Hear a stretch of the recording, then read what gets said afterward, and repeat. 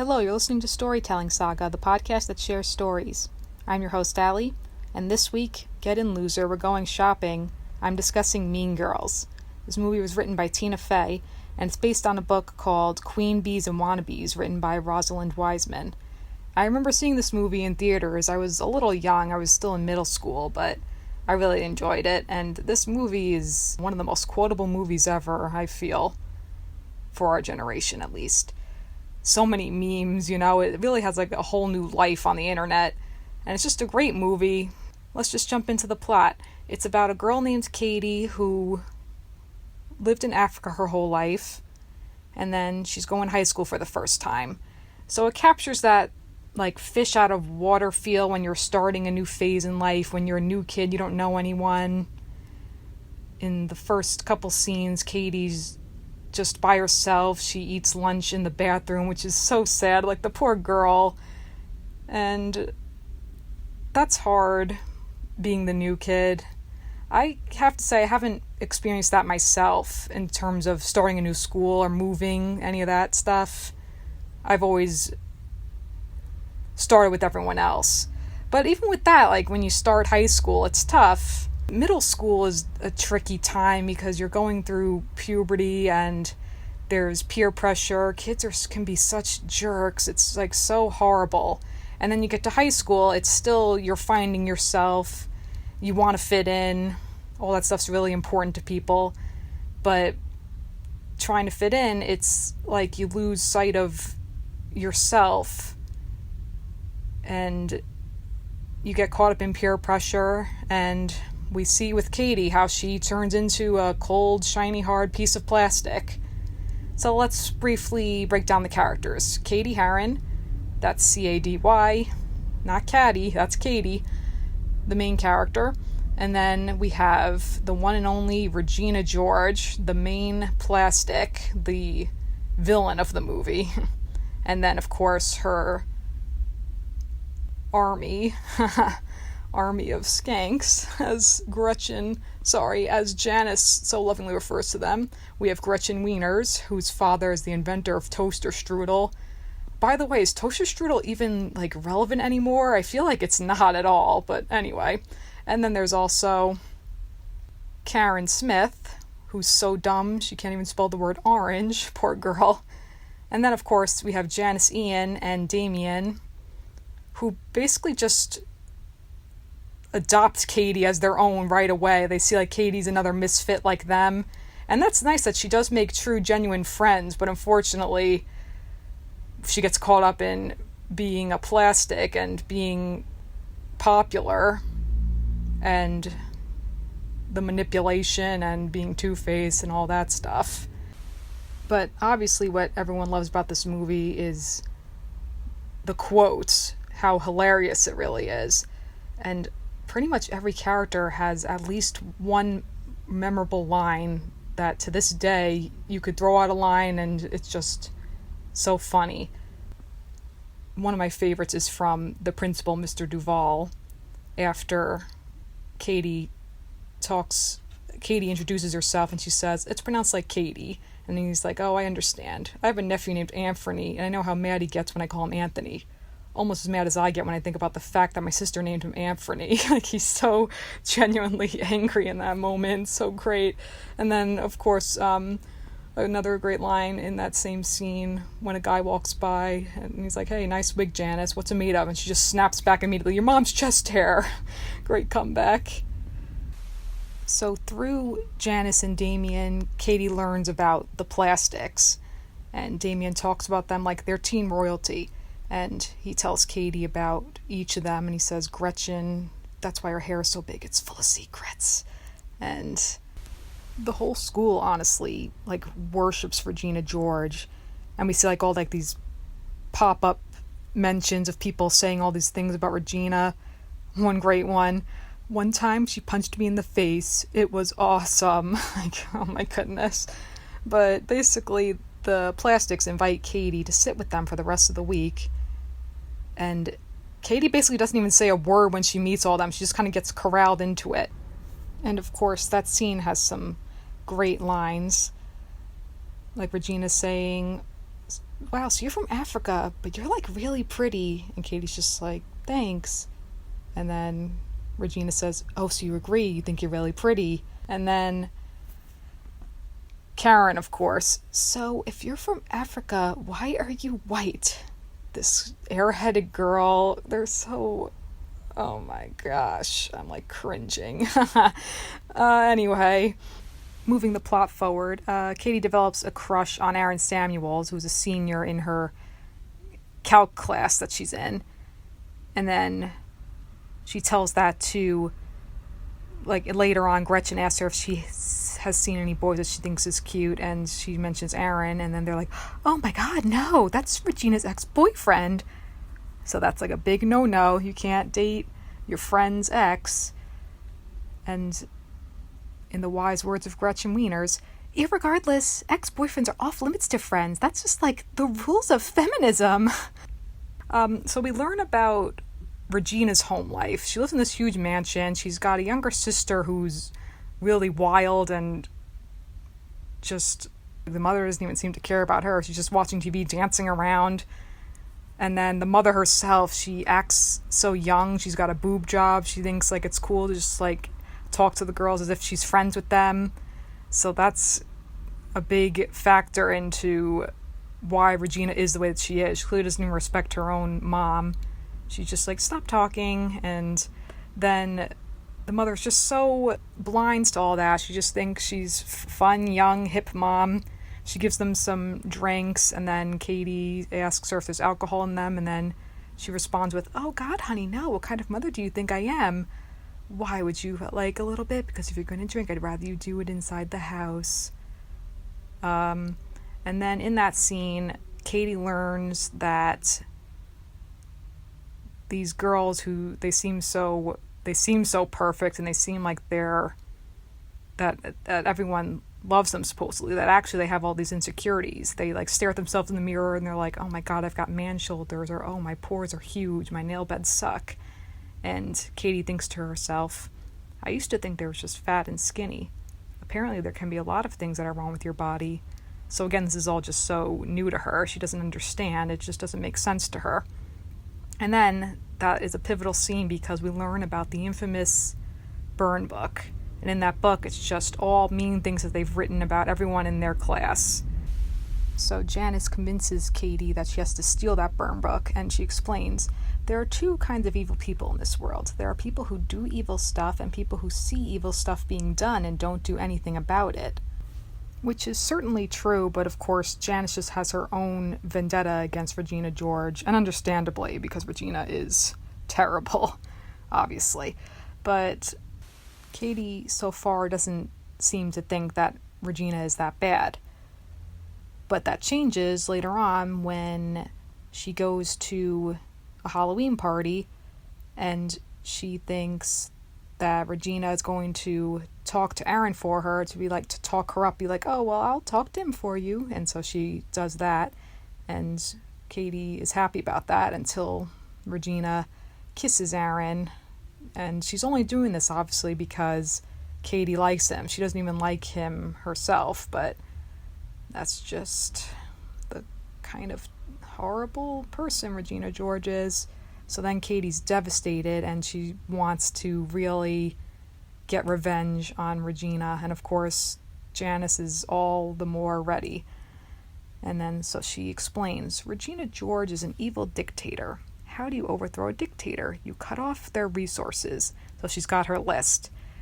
We have her high-status man Candy, which is Aaron, her technically good physique, which is hot body, and then her ignorant band of loyal followers, which is, of course, Gretchen and Karen, aka, as Janice wrote on the board, the army of skanks. And so they try to sabotage Regina, but it all keeps backfiring on them. There's a whole montage. They give her foot cream, and then it smells like peppermint, so Aaron likes it. They cut holes in her shirt, and she just throws it on. Her bra is showing. She just doesn't even care. She just walks proudly, and then everyone has it. Everyone has holes in their shirt. She just started a trend, and so they still, like, no luck. But then it all starts to change when Katie realizes, oh, but this is girl world. The fighting has to be sneaky. And so it starts with the candy cane gram, and she pretends that Regina wrote one for her, but not for Gretchen. And of course, you love that scene. Damien comes in, he's handing out the candy canes. 4 for you, Glen Coco. You go, Glen Coco. And none for Gretchen Wieners. Bye. Oh, gosh. And then at the talent show, Gretchen starts spiraling. She starts losing it, and she starts spilling all these secrets about Regina. And then she tells Katie about how she wanted these white gold. She's not allowed to wear hoop earrings because Regina doesn't let her. And then she says, really, my parents bought me these really expensive white gold hoops, and I had to pretend like I didn't even like them. It was so sad. Like, oh my God, this girl, delusional. This is major first world problem, guys. But then she finally confesses an actual thing Katie can use. She tells her that Regina is cheating on Aaron with Shane Omen, that they're hooking up in the projection room above the auditorium. So then they keep trying to get Aaron to find them, but it doesn't work out still. And then as this is happening, Katie slowly but surely is kind of becoming a plastic, becoming a Regina clone. Still, even though she hates Regina, wants to get back at her, she's like obsessed with getting back at her. This is all she cares about. And she even admits, like, she would rather be in the plastics hating life than not, because in the plastics it's royalty and everyone cares about you. And then people start talking about Katie like she's amazing. And then we have some great lines. One I love is, I saw Katie Heron wearing army pants. Oops, let me start that over. I saw Katie Heron wearing army pants and flip-flops, so I went out and bought army pants and flip-flops. And then Katie basically becomes Regina, just as manipulative, just as two-faced, just as mean, just as controlling of everyone. And then she finally, she pretends that she's bad at math just to get Aaron to talk to her more. And then, like, oh, I'll help tutor you. And then that's when she tells Aaron that Regina's cheating on him. So then, at that point, Regina has lost her. So she's lost Aaron. Then the next thing on the next phase on their list is she loses her physique, because Katie gives her these bars that help people gain weight, but she tells Regina that they are weight loss bars to help her lose weight. And then Regina's trying on a dress, and I love this scene too, and it doesn't fit. And the woman at the store is like, sorry, we only carry sizes 1, 3, and 5. You could try Sears. And then, because Katie's failing, the teacher, Miss Norbury, says, you're going to have to get this signed. And then Katie just goes off on a rant, and then she said, oh, she pushes people. I bet she's a drug pusher. And they tell her, write that in the book, honey. So she really has, like, snapped. She's gone full plastic. And then she's trying to justify herself, saying, I know it may look like I'd become a bitch, but it's only because I was acting like a bitch. She doesn't realize how lost she is now in this world of manipulation and lies and backstabbing. And so then, like, we get a 3-way phone call and more of Regina talking badly about her friends behind their backs. And then finally, the next day, that's when the girls snap at her. She's wearing sweatpants, and they're like, oh, you can't wear sweatpants, it's a rule. And they're like, you can't sit with us. And then Regina's like, well, those rules aren't real. And Karen says, they're real when I wear a vest. And Regina says that it's because that vest was disgusting. And then finally Gretchen just snaps, you can't sit with us. Another great line, memorable line. And so then that's it. There goes the army of skanks. Cross that one off the list. And then really it's like Katie's the new queen bee. So then she decides to throw a party. She invites Aaron. You better come, biatch. Like, she's basically not herself anymore. She's just a new Regina, a new version of Regina. Even because then Regina even says, She thinks she's going to have a party and not invite me? Who does she think she is? I, invented her, you know what I mean? Yep, she sure did. Another Regina. So then, Janice, Ian, and Damien, they show up, and they're like, well, you're not pretending anymore. You are cold, shiny, hard plastic. And she even says, at least we know we're mean. You act all innocent, but you think everyone loves you, but really everyone hates you. You're a mean girl. So really, Katie loses everything in that moment. She doesn't have real friends anymore. She's just trying to please herself by thinking she's getting back at Regina, but really she's got no one. And that scene's also great because Janice throws the painting at her that she made of them, and Katie's just all upset and sad. And then as they're driving away, Damien, hysterical, and I want my pink shirt back. I want my pink shirt back. I hope she gave him back that shirt. Come on, girl. But then the breaking point for Regina is when she finds out that those protein bars she's been eating actually make her gain weight. And then she just keeps screaming and screaming. She grabs the burn book and she writes in it that this is the worst, the nastiest skink I've ever met. Do not trust her. And she cuts out the picture, and you think she's going to put Katie in the book, but actually she puts a picture of herself. So this is the ultimate revenge. And then all the chaos unfurls. She just makes copies of it, prints them everywhere around the school, and everyone starts reading things that they wrote about them. One hilarious one.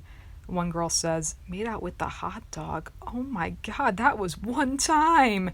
And so all this chaos unraveling, and then Regina just standing calmly as everyone loses it. Like society breaks down because saying all these terrible things about each other, and everyone's just screaming and fighting, and it's awful. Everything's gone to hell.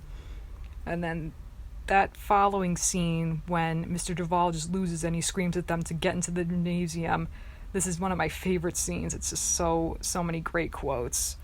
But one serious quote before I get into the funny stuff, one serious one is when Katie says, have you ever walked up to someone and realized they were just talking about you? Have you ever had it happen to you 60 times in a row? I have.